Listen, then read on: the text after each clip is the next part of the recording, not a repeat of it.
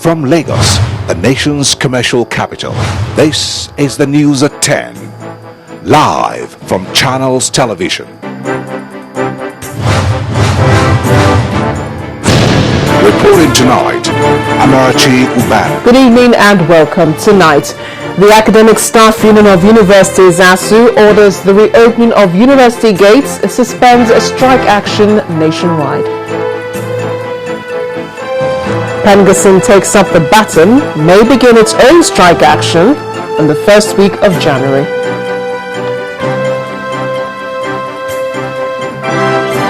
The House of Representatives is to investigate the sale of Nitel, also summons the Director General of the Bureau for Public Enterprises. And the United States identifies as 6 soldiers killed in an air crash in Afghanistan as Americans. And in business news tonight, Nigeria's House of Reps Speaker blames Finance Ministry for low implementation of yearly budgets. And on sports news tonight, Arsenal star Jack Wilshere faces a charge of misconduct by the English FA for an abusive hand gesture.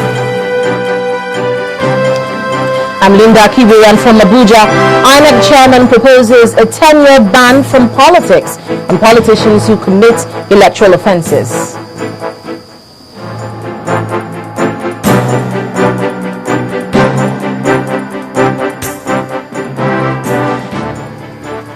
Well, this might just be a great Christmas present for the university community, students and parents, as a 6-month-long strike embarked upon by the Academic Staff Union of Universities has finally ended. And after a meeting lasting over 17 hours at the Federal University of Technology, Minna, the ASU president, Nasser Fage, announced the suspension of the industrial action earlier today. During a press briefing, Dr. Fage asked Nigerians to be watchdogs of the agreements reached between ASU and the federal government. It's the key meeting that followed 6 long months of the university lecturer strike. Here at the conference hall of the University of Technology, Minna, are chairmen and secretaries of 52 of the 56 chapters of ASU.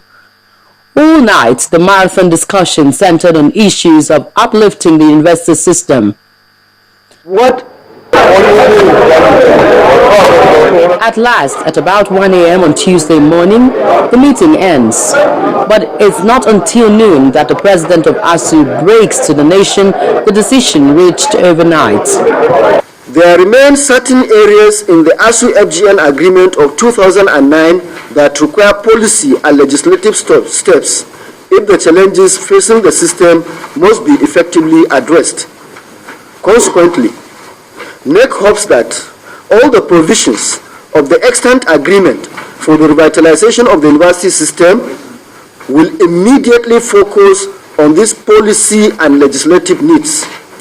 To this effect, it is hoped that the executive bills in respect of the National Universities Commission NUC Act 2004, Joint Admission and Matriculations Board JAMB Act of 2004, and the Education National Minimum Standard and Establishment of Institutions Act of 2004 are given the necessary attention they require by the government for this purpose. Finally, NEC resolved to suspend the strike action embarked by our union on the 1st of July 2013 with effect from Tuesday, December 17, 2013, that is today, and directs its branches to resume work forthwith. It may have been a difficult experience, but for many, it was avoidable. Strike is the last resort industrial unions take. So for us to avoid strikes, incessant strikes, is for us to look and address agitations from industrial unions as at when such agitations come up. You don't allow agitations to get to the point of a strike action or threat of strike action. And even when you have the threat, you wait until the 11th hour when the strike action is supposed to have been carried out. Then you say you are calling for a dialogue. Then you are only crying over spilled milk. This strike is just one out of several embarked upon by lecturers to protest the state of decay in government-owned universities. But it is by far the most potent expression of their determination to bring about positive change once and for all. Taking reactions now to the recent announcement by ASU, a senior special assistant to the President on Public Affairs, Dr. Doyin Okupe, is commending the ASU leadership for taking steps to end the strike. Dr. Okupe, in an interview with Channels Television in Abuja, saluted the patriotism of the university lecturers and their commitment to the development of education in the country. He urged the lecturers to ensure that the fund provided by the government is used for the provision of infrastructure in the nation's ivory towers. It's a very heartwarming news, to hear that the long strike has been finally put aside, and this is a great relief to government and a great relief to students, parents, and stakeholders generally. We give all glory to God that at least the education of our people, of our children, are not truncated. What I would like to say is that I would like to also, salute the patriotism that has driven this decision from the ASU's point of view. One would like to commend them. It's a commendable decision. It's something that is patriotic and is commendable. We are happy about it. I want to assure that the agreements that have been signed, or the agreements that have been reached, will be fully discharged by this administration. I have said it many times before that this administration does not have any credibility issue whatsoever. And, the president and his government will honor their word. I'm also appealing to ASU and all those who will be involved in the infrastructural reformation of the universities, that monies that have been given have been painstakingly sought for, and it should be applied to good use for the educational advancement of our institution. The senior special assistant to the President on Public Affairs, Dr. Doyin Okupe. For over 6 months, the federal government and the Academic Staff Union of Universities were on the warpath over issues surrounding the funding of universities. Well, in our next report, we bring you a review of the arguments that kept students out of school for about 180 days.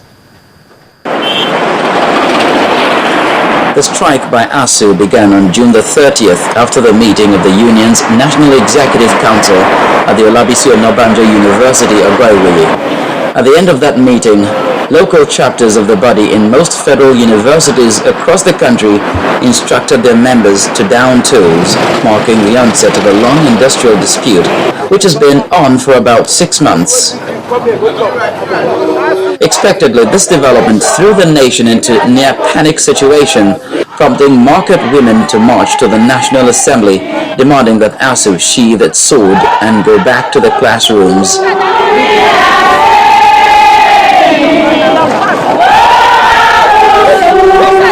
More interventions followed from the federal government, and this gave birth to the Needs Assessment Committee, which met with the unions severally without result. ASU was asking for 500 billion. The government said because of dwindling resources, it will be difficult, and there are competing demands. So it will be difficult to make 500 billion available. And the government for a long time stood on 100 billion. But at that meeting, in order to further concede and to ensure that ASU close of this side, the federal government agreed to pay 200 billion into a special account in the CBN, by December. If truly they have opened an account and the 200 billion naira promised for 2013 had been credited into that account, I think what needs to be done is that let us have a formal communication on that. And then we requested that once that is done, and the committee that is supposed to disburse these funds starts working, our members will have no reason not to suspend the strike action. With the strike taking its toll, it became obvious that something urgent needed to be done to end the crisis. This again inspired the Sultan of Sokoto, Saad Abubakar III, the leadership of the National Assembly, and the President to engage ASU in a dialogue to end the dispute. Still, no dice. Please, we need our students back to their respective schools. We so plead. With days running into weeks and weeks into months and schools still under lock, the federal government decided to wield the big stick by issuing an ultimatum to the union to end the dispute or face the sack. This still did not cut any ice with the union. Now, this ministerial order generated a buzz in the public domain, but after due consultations, the federal government soft-pedaled on the deadline, and the feuding parties met to append their signatures on this MOU, which appeared to address all the grievances raised by ASU. I'm very pleased to announce that all contending issues between ASU and the federal government have been resolved to the satisfaction of the parties. Let me emphasize that we recognize and appreciate ASU's patriotic role and commitment towards ensuring that our universities are well funded, resourced, and run like their counterparts in other parts of the world. Thus, we are all partners in progress, and there is no victor, no vanquish. With the MOU in place, it is hoped that when this long strike is over, it will signal a new dawn for the nation's universities. The Ministry of Education now. In part two, after the break, ASU President Dr. Nasir Fage joins us live from Abuja studios. We'll be looking at the challenges ahead of following the suspension of the strike action. Do join us again.